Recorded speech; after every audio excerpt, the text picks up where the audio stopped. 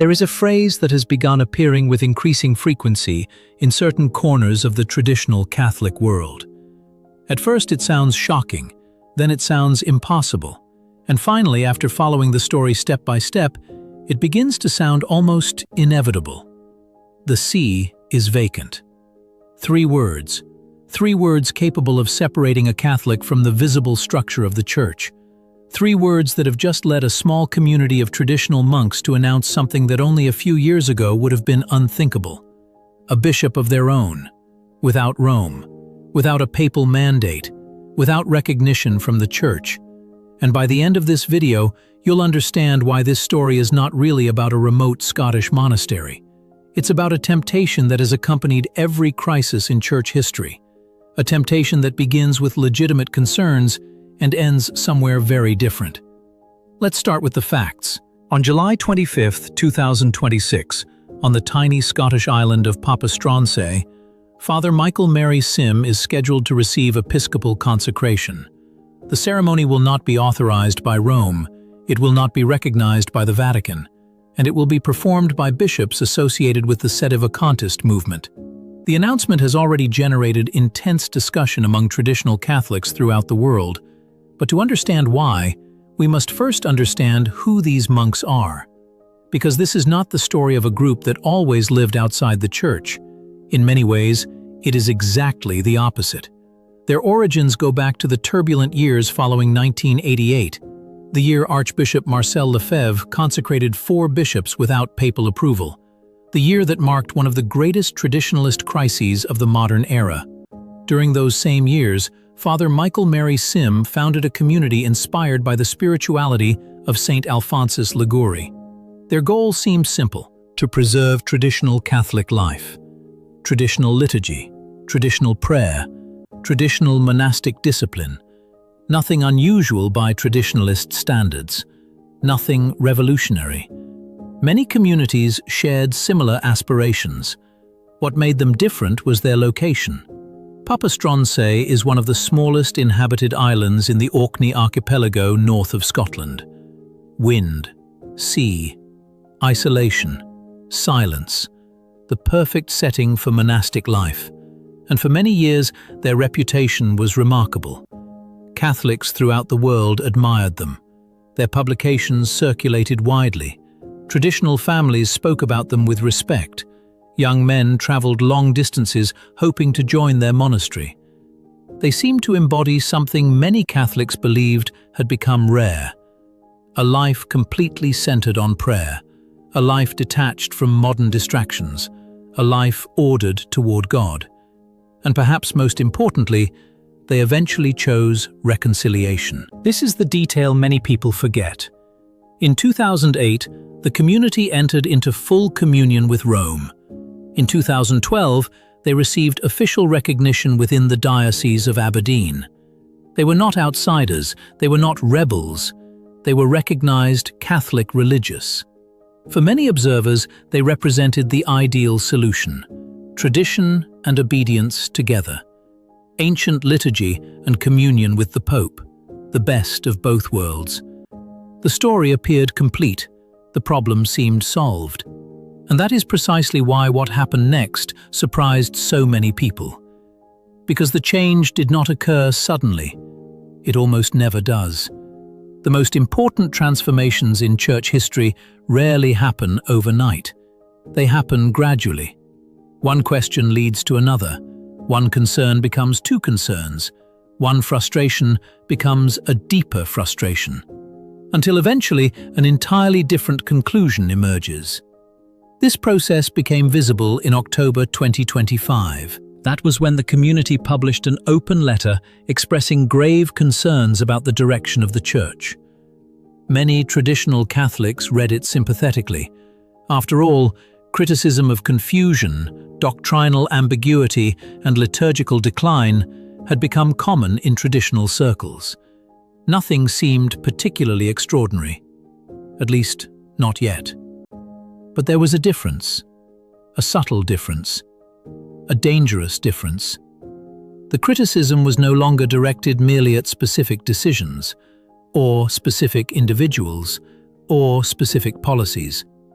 The criticism was increasingly directed toward the Church itself, toward the legitimacy of the structures, toward the very foundations of authority. And that distinction changes everything. Because there is a world of difference between saying there is a crisis in the Church and saying the Church itself has ceased to function. The first position has been held by saints. The second has led many people into isolation. This distinction became unmistakable on May 2nd, 2026, the feast of Saint Athanasius, a symbolic date chosen intentionally. That day, the community published a document with a title that immediately attracted attention: The Dogma by Which to Orient Ourselves. The contents were unmistakable. The monks publicly embraced Sedevacantism. Now, we need to stop here because many Catholics have heard the word without fully understanding what it means. Sedevacantism comes from two Latin words, sede, the seat, and vacante, vacant. The position maintains that the chair of St. Peter is empty, that recent popes were not legitimate popes, that Rome has effectively been without a true pope for decades. Different groups propose different starting points. Some trace the vacancy to John the 23rd, others to Paul VI, others to later pontificates. But the essential claim remains the same. The visible head of the Church is absent. And this is where everything changes. Because once someone reaches that conclusion, every other consequence follows naturally. If there is no pope, then papal authority disappears. If papal authority disappears, then papal mandates become irrelevant. If papal mandates become irrelevant, then episcopal consecrations can proceed without them. The entire structure unfolds from a single premise: the see is vacant. But here we encounter something that history repeatedly demonstrates. Sedevacantism almost never stops at its first conclusion. It tends to generate new divisions. Because once authority disappears, who resolves disagreements? Who decides disputes? Who judges competing interpretations? Who determines which group is correct? History provides an uncomfortable answer: no one. And that vacuum inevitably creates further fragmentation. One group divides into two groups divide into four groups divide into 8, each convinced it alone has preserved the truth, each increasingly isolated, each increasingly certain. The irony is painful. Movements born to preserve unity in doctrine often end by multiplying divisions. And this is exactly why Archbishop Marcel Lefebvre himself rejected Sedevacantism. This point is frequently overlooked. Lefebvre had profound disagreements with Rome. He challenged decisions. He resisted policies. He performed episcopal consecrations without authorization. Yet, throughout all of it, he continued recognizing the Pope. He named the Pope in the canon of the Mass. He repeatedly expelled priests who adopted Sedevacantist positions. Why? Because he believed one principle remained non-negotiable: the Pope is the Pope. Even during crises, even during conflicts, even during painful disagreements, that line could not be crossed. And now we arrive at the present situation. The Diocese of Aberdeen has already condemned the planned consecration. The same diocese that once welcomed the community. The same diocese that recognized them. The same diocese that offered them a canonical home. What began as a story of reconciliation has become a story of separation. And here lies the tragedy. Because almost nobody involved sees themselves as villains. The monks believe they are defending the faith. The diocese believes it is defending ecclesiastical unity. Both sides believe they are protecting something precious.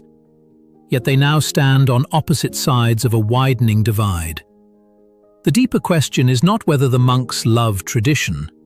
Few people doubt that they do. The deeper question is whether love for tradition can become disconnected from the structures Christ established. Whether preserving the faith can gradually transform into preserving a private version of the faith. Whether defending the Church can slowly become abandoning the visible Church. These questions have appeared before. Not once, not twice, but repeatedly throughout Christian history, and every generation believes it is the first to face them. In reality, the pattern is ancient. The names change, the circumstances change, the arguments change, but the temptation remains remarkably similar. To conclude that because men have failed, the institution itself has failed. To conclude that because leaders disappoint, authority itself has disappeared. To conclude that because confusion exists, the Church has ceased to be the Church. And that temptation is precisely what makes the story of Papa Stronze so important, because it forces us to confront a difficult truth.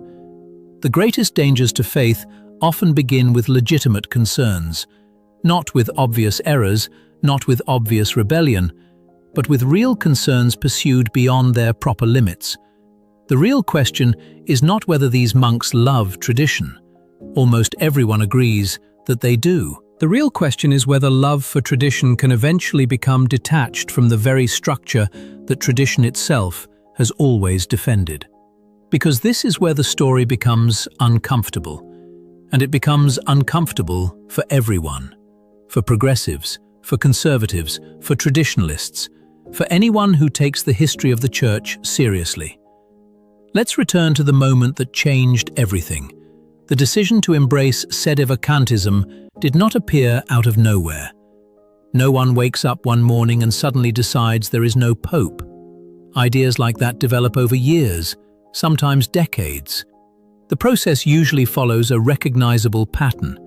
First comes disappointment, then comes frustration, then comes distrust. Then comes the conviction that the problem is larger than individual leaders. After that comes a much more dangerous step. The belief that the visible structures of the Church themselves have failed. And finally comes the conclusion. If the structures have failed, perhaps they are no longer legitimate. If they are no longer legitimate, perhaps authority no longer exists. And if authority no longer exists, then someone else must act. This progression feels logical when viewed from inside. That is precisely why it is so dangerous. Because every step seems reasonable when considered alone. The problem appears only when the journey reaches its final destination. And that destination is isolation. History demonstrates this repeatedly. Think about the great crises of the Church. The Arian crisis, the Protestant Reformation, the Jansenist controversy, the Old Catholics after Vatican I. In every age there were sincere people convinced they were preserving the true faith. Many of them began with legitimate concerns. Many identified real problems. Many offered valuable criticisms. Yet somewhere along the way, they crossed an invisible line. A line separating reform from separation. A line separating correction from rejection. A line separating fidelity from isolation. The tragedy is that most people do not realize they have crossed that line until it is already far behind them. And this brings us back to Papa Stronze, because what is happening there is not merely another ecclesiastical dispute. It is the final stage of a process that many traditional Catholics recognize immediately. That is why reactions within traditional circles have been surprisingly strong. Many people assume traditionalists automatically support anyone who criticizes Rome. The reality is very different. Some of the strongest opposition to Sedevacantism comes from traditional Catholics themselves. Why? Because they have seen where the road leads. The Society of St. Pius X provides the clearest example. For decades, critics have accused the SSPX of being close to schism. For decades, critics have warned that resistance to Rome would inevitably produce Sedevacantism. Yet the leadership of the society has consistently rejected that conclusion. Not occasionally, not reluctantly, consistently. Archbishop Lefebvre rejected it. Bishop Fallet rejected it. Father Pagliarani rejects it. Their reasoning remains remarkably simple. A Catholic may criticize decisions. A Catholic may criticize policies. A Catholic may even resist certain commands under exceptional circumstances. But a Catholic cannot simply erase the papacy. Because once the papacy disappears, Catholic ecclesiology begins to unravel. The Church ceases to be visible, authority becomes subjective, and every group becomes its own judge. This is why the distinction matters so much. Many Catholics hear the words traditionalist and assume all traditionalists think alike. Nothing could be further from the truth. The gap between the SSPX and Sedevacantism is enormous. The SSPX recognizes the Pope. The Sedevacantists do not. The SSPX prays for the Pope at Mass. The Sedevacantists do not. The SSPX argues there is a crisis within the Church. The Sedevacantists argue the Church's visible leadership has effectively disappeared. Those positions may sound similar to outsiders. In reality, they are separated by a theological canyon. And that canyon becomes even more obvious when episcopal consecrations are involved. Consider the difference. The SSPX bishops of 1988 were consecrated while explicitly acknowledging papal authority. Archbishop Lefebvre insisted repeatedly that he recognized John Paul II. He disputed decisions, he disputed policies, but he never denied the Pope's office. The Papa Stronce consecration proceeds from a completely different premise. Not that Rome is mistaken, not that Rome is confused, but that Rome has effectively ceased to function as Rome. That difference changes everything. Because once the papacy itself is rejected, reconciliation becomes extraordinarily difficult. You are no longer discussing disciplinary disagreements. You are discussing the existence of authority itself.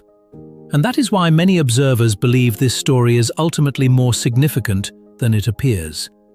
Not because the community is large, it isn't. Not because the consecration will immediately affect millions of Catholics, it won't. But because it reveals where certain ideas eventually lead. The monks of Papa Stronze were once celebrated as a success story. Traditional, faithful, recognized, growing. Now they stand on the verge of separation. That transformation should concern everyone, because it reminds us how fragile balance can be. Balance between conviction and humility. Balance between truth and charity. Balance between defending tradition and remaining connected to the Church. Perhaps the most tragic aspect of the story is that the community already possessed what many traditional Catholics dream about. They had the traditional Mass, they had recognition, they had stability, they had apostolic work, they had vocations, they had a respected place within Catholic life, and yet eventually that was not enough. Why? Because once suspicion becomes the primary lens through which everything is interpreted, no amount of recognition can satisfy it. Every action becomes evidence, every statement becomes confirmation, every event reinforces the conclusion already reached. At that point, the destination becomes almost inevitable.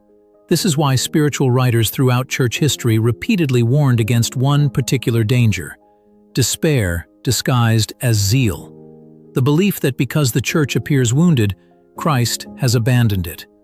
The belief that because confusion exists, divine protection has ended.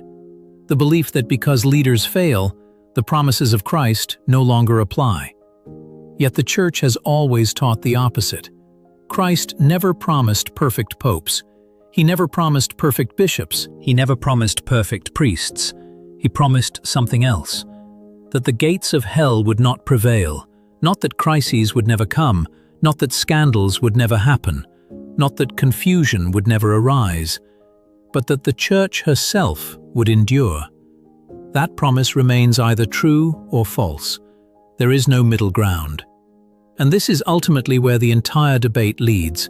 The Sedevacantist solution attempts to protect the Church by shrinking it, smaller, smaller, smaller, until only a tiny remnant remains.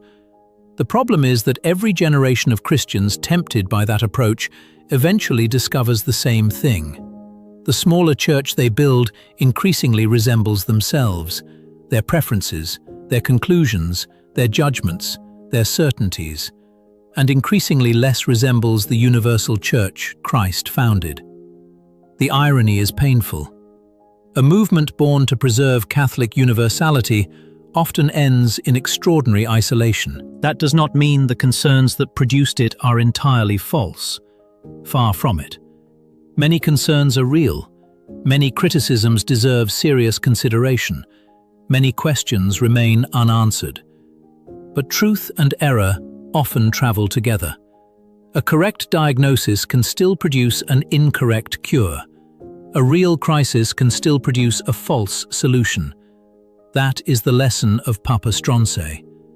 Not that tradition is dangerous, not that concern for doctrine is dangerous, not that criticism is dangerous, but that every virtue detached from humility eventually becomes distorted. Even love for tradition, especially love for tradition, because tradition itself teaches something many people forget. The saints endured terrible crises. Some lived under corrupt bishops, some under weak popes, some under periods of immense confusion. Yet they remained.